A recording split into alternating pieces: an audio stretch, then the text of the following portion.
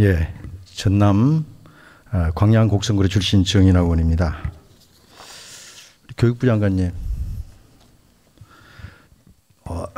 장관님 그 취임하신 지 그렇게 얼마 안 됐기 때문에 네. 문제 의식을 좀 가지라는 의미로 몇 가지만 좀 질의를 하겠습니다. 네네. 예. 장관님 그 혹시 교육부를 폐지해야 우리나라 교육이 바로 선다 하는 그런 비판의 말 들어본 적 있으십니까? 예, 들어본 적 있습니다. 예. 그 말씀을 듣고 아마 그 말씀을 의원 자격으로 들었을 것 같은데 그 말씀을 듣고 느낀 게 뭡니까? 그 말이 사실이라고 생각하세요? 아니면 과하다는 평가라고 생각하십니까? 그동안의 교육 정책에 대한 그 불신과 이런 정책적 비판의 이 목소리가 담겨져 있는 게 아닌가 그렇게 느끼고 있습니다. 예, 본 의원이 생각할 때도 이미 오래전부터 국민들은 교육부가 진정으로 국민들을 위한 교육 정책을 수립 집행하는데 실패했다. 이렇게 보는 것으로 알고 있습니다. 근데 이런 주장이 과거 정부뿐만이 아니고 현 정부 들어서도 제기되고 있다는 건 아시죠? 예, 일부 그런 비판이 있는 것도 알고 있습니다. 예, 영상을 한번 보시면서 왜 그런 문제가 제기되는지 한번 보시겠습니다. 지금 문재인 대통령 취임 100일과 취임 1년을 맞이해서 지금 6대 분야에 대한 평가를 한 결과입니다. 취임 100일 맞이해서 외교, 복지, 경제, 대북, 인사, 교육 6개 분야의 평가를 했는데 표에 보시는 것처럼 저렇게 나와 있고 평균이 53.8%입니다. 그에 비하면 교육은 35%입니다. 보신 적 있죠? 네, 있습니다. 예. 그리고 취임 1년을 보면 역시 6개 분야의 평균이 56.2%고 교육은 30% 더 낮아졌습니다. 근데 취임 100일 때 평가가 교육 분야를 제외하면 57.2% 높아지고 취임 1년 때 역시 교육 분야를 제외하면 65.4% 높아집니다. 결국은 교육 분야 평가가 다른 분야의 평가를 깎아먹고 있다 이렇게 생각이 드는 거죠? 예, 저기의 평가로 보면 그렇습니다. 예, 저 평가가 그런 게 아니고 실제로 그렇게 되고 있습니다. 근데 이제 왜 저렇게 평가가 나오는지 이것은 비단 현 정부뿐만이 아니고 옛날에도 그랬습니다. 근데 왜 저런 평가가 나오는지 현 정부 들어서 왜 그런 평가가 나오는지에 대해서 다시 한번 그 실패 사례와 논란이 야기되고 있는 사례를 한번 보겠습니다. 저기 보시면 약 7개의 분야에 대해서 실패 사례, 그 다음에 논란을 일으킨 사례가 쭉 나와 있습니다. 저것도 이미 의원 시절에 보신 적이 있으시죠? 네. 예, 저걸 보고 어떤 생각을 하셨나요? 혹시 저 평가가 잘못됐다고 보십니까? 아니면 정당한 평가라고 보십니까? 뭐 의견의 차이가 있을 수 있는 것도 있고요. 또 현장의 수용성이 높지 않아서 제가 장관직을 맡으면서 정책적 좀 수정, 정책의 전환을 이룬 그런 부분도 있고 그렇습니다. 본 의원이 볼 때는 의원 시절에 우리 장관님께서 저와 관련된 내용을 신랄하게 비판하고 지적하신 것으로 알고 있습니다. 예, 그리고 여러 부분에 있어서는 제가 지적한 문제들도 포함되어 있습니다. 예, 그리고 저것을 있는 그대로 현실적으로 받아들여야 된다고 본 의원은 생각합니다. 그럴 때 교육부가 새로 태어날 수 있다. 교육부를 없애야 교육이 바로 선다는 그런 날선 비판이 서 있는데 저런 사례들을 갖다가 호도해서는 절대 안 된다고 봅니다. 동의하십니까? 예, 비판에 대해서는 겸허하게 다 깊이 새기고 있습니다. 그렇다면 이제 저기 취임하신 지 얼마 안 됐으니까 저런 비판, 그 다음에 6대 분야에 대한 국정평가 이런 것을 종합해서 보실 때 앞으로 교육부를 어떻게 이끌어갈 것인지 간단하게 한 말씀 해주시죠. 의원님도 아시다시피 다른 분야보다 교육 분야는 전 국민의 또 관심과 이해 관계가 많이 굉장히 복잡하게 얽혀 있는 분야이지 않습니까? 그래서 100% 모든 분들이 다 만족스러울 수 있는 그런 정책이 당장은 좀 어려울 수도 있다고 생각합니다. 다만 저는 교육 정책이 좀 더 국민적 신뢰를 갖고 중장기적인 어떤 교육 계획의 방향에 대한 사회적 합의를 이루면서 가야 된다고 생각합니다. 교육부의 역할과 관련해서는 앞으로도 교육 거버넌스 개편과 관련된 논의를 국회에서도 함께 해야 된다고 보고 있고요. 그런 여러 가지 과제를 통해서 좀 더 국민들의 삶에 실제로 도움이 되는 교육 정책으로 단기간에는 정책적 보완을 해나가면서 중장기적으로는 좀 더 근본적인 구조 개혁을 위해서 노력하도록 하겠습니다. 우리 이제 국회에서도 당연히 신경을 써야 되겠지만 가장 중요한 것은 교육부라고 생각하거든요. 그렇죠? 네. 예. 구조 개혁을 철저하게 시행해 가시기를 바라겠습니다. 그리고 저는 너무 욕심을 부리지 않아야 된다고 보거든요. 장관님 혹시 그 21대 총선에 출마한다는 소리 파다한데 지금 너무 욕심 부려가지고 많은 일을 버려놓고 떠나면 안 된다고 봅니다. 한 가지라도 제대로 기본을 갖다가 세우는 것이 필요하지 않겠는가 생각이 듭니다. 대학 구조개혁과 폐교에 대해서 좀 묻겠습니다. 네네.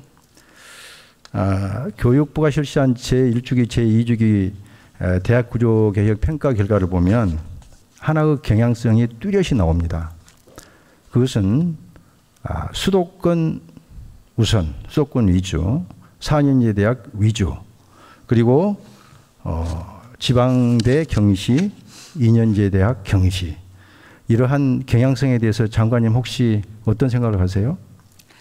의원님 지적하셨던 것처럼 1주기 대학 구조 개혁과 관련해서는 실제로 그런 문제들을 저도 의원 시절에 지적을 한 적이 있었고요. 수도권 중심과 지방 대학이 굉장히 큰 격차를 결과적으로 그렇게 발생했던 것도 사실입니다. 그런데 이제 2주기 때는 사실 대학 구조 개혁이라는 그 이름부터 좀 잘못된 거 아니냐는 문제 제기를 저도 했었고요. 그래서 기본 역량 진단이라는 것으로 이제 포맷을 바꿨는데 의원님께서 지적하시는 것처럼 결과적으로는 수도권과 지방대의 격차를 많이 해소하지 못했다 이런 측면도 있지만 실제로 평가의 기준이나 평가 운영 절차를 운영하는데 그런 문제를 담아서 숫자나 이런 것으로 봤을 때는 전체로 한 게 아니라 권역별로 나눠서 하지 않았습니까? 그래서 최소한 수도권의 대학과 지방대학의 그런 평가의 격차들을 좁히려고 노력했다는 점은 저는 좀 인정할 수 있다고 생각합니다.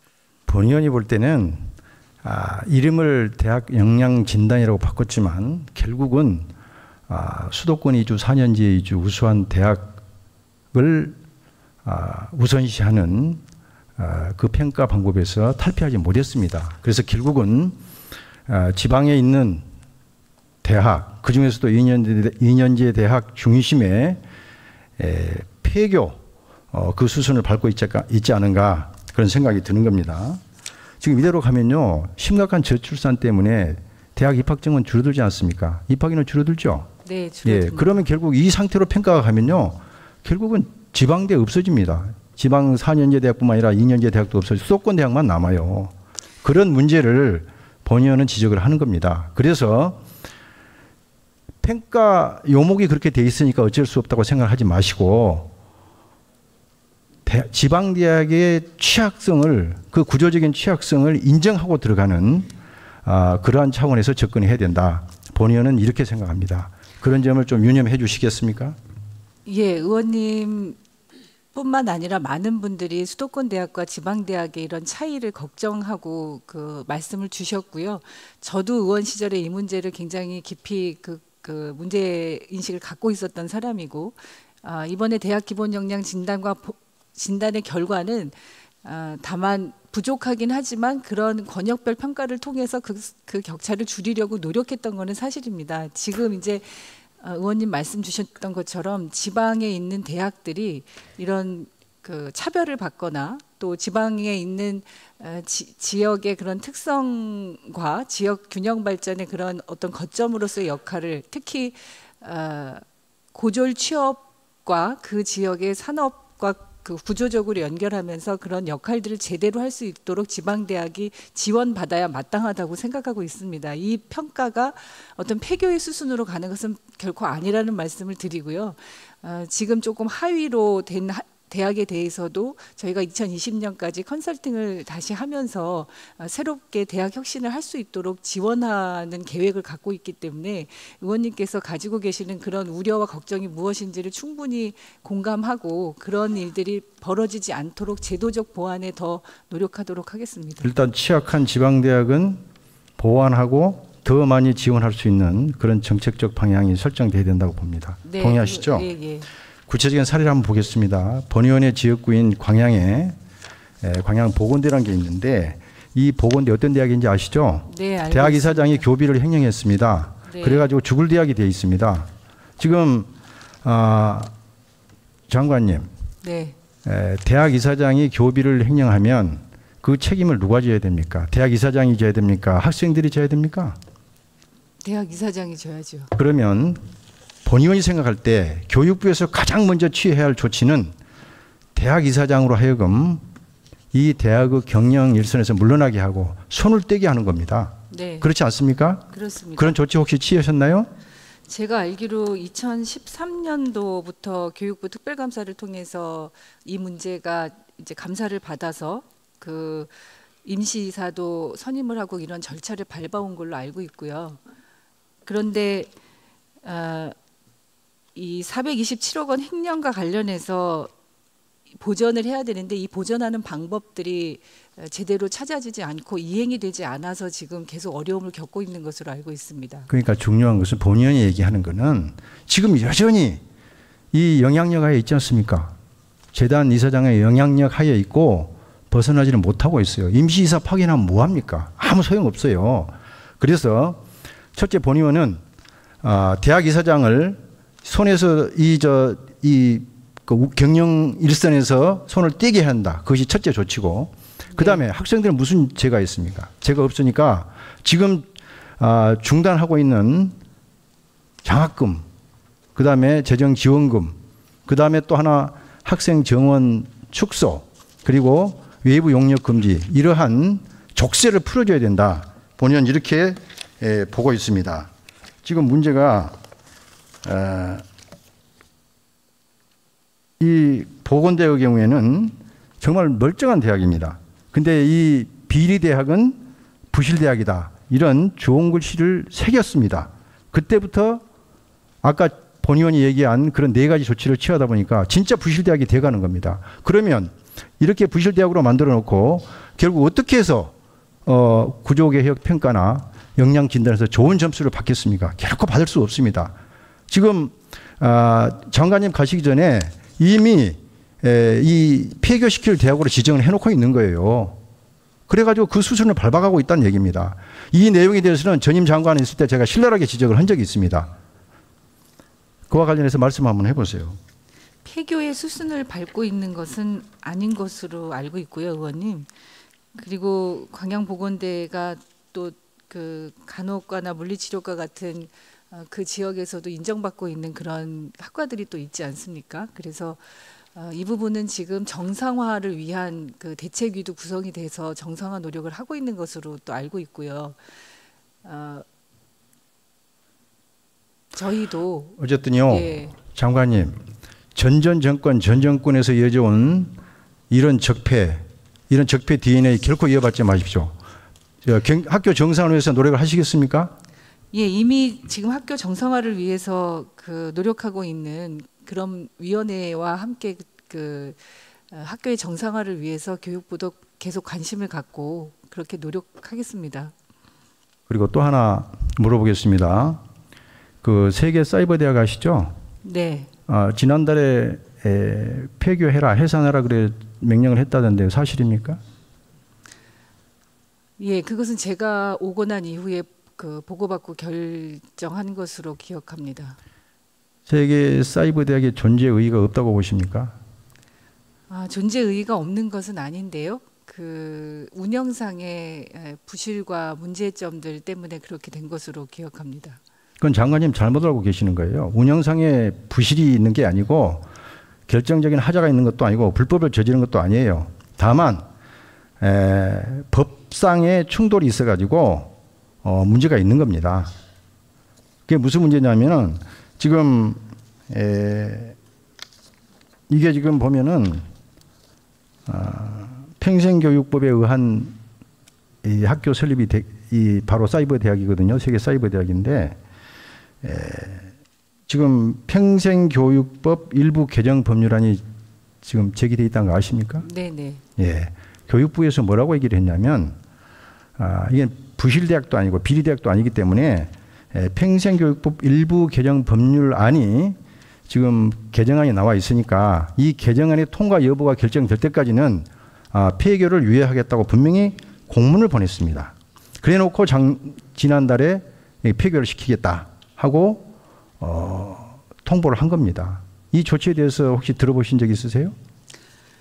예, 조치에 대한 것은 제가 보고받은 바 있고요. 그 자세한 내용과 관련해서는 제가 좀 더 살펴보겠습니다.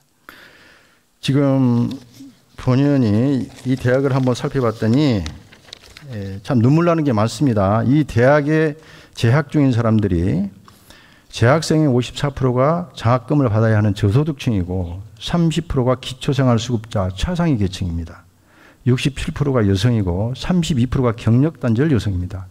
73%가 35세 이상의 만학도고 28%가 50세 이상의 고령자입니다. 이런 학생들 어디서 받아줍니까?